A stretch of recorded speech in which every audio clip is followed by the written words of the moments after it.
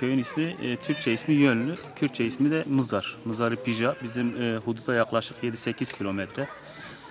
Bu son günlerde bilhassa dün ve ondan önceki gün gece geç vakitlerde sabah erken vakitlerinde çok büyük sesler geliyor. Psikolojik tabii insanlar etkileniyor. Burada Suriyeli kardeşlerimiz de var. Evet. Onların yarattığı bir korku, bir hüzün bizleri de etkiliyor ister istemez.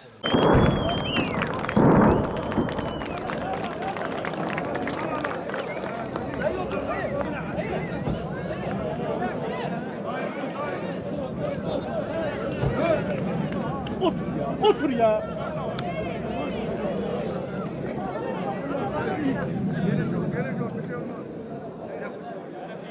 Geçtiğimiz ayın 18'inde yaklaşık 10.000 kişilik bir grup sınırımıza geldi.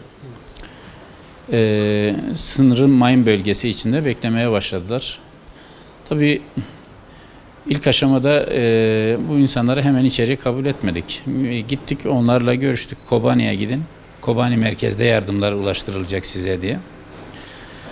Ancak yani pek geri dönme niyetleri olmadı o gün itibariyle. Daha sonra ben Kobani'deki yöneticileri, kantonun ileri gelenleri, başta Enver Müslim, İbrahim Kürdü olmak üzere sınıra çağırdım. Bir görüşme yaptık. Onlara dedik ki gidin bu kitleyi geri çekin, almayalım. Kobani merkeze gelsinler. Biz yardımları Kobani merkeze ulaştıralım. Onlar da gittiler, yine kitleyi ikna edemediler. Kitlenin endişeleri vardı aslında. IŞİD'den kaçıyoruz, PYD'ye de gitmek istemiyoruz. Öyle bir düşünceleri vardı.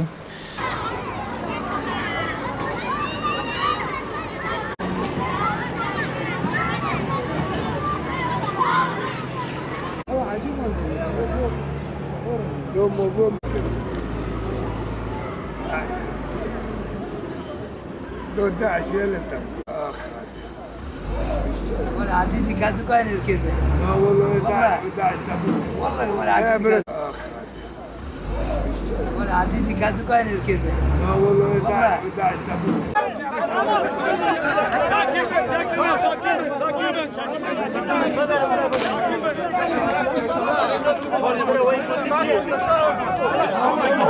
ما يكون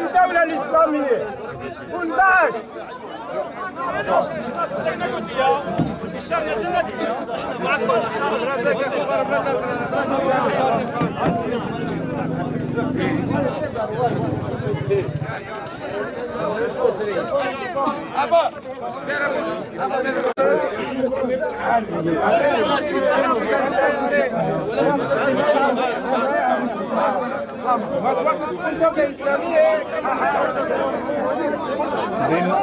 نبي الدولة الإسلامية بالدحش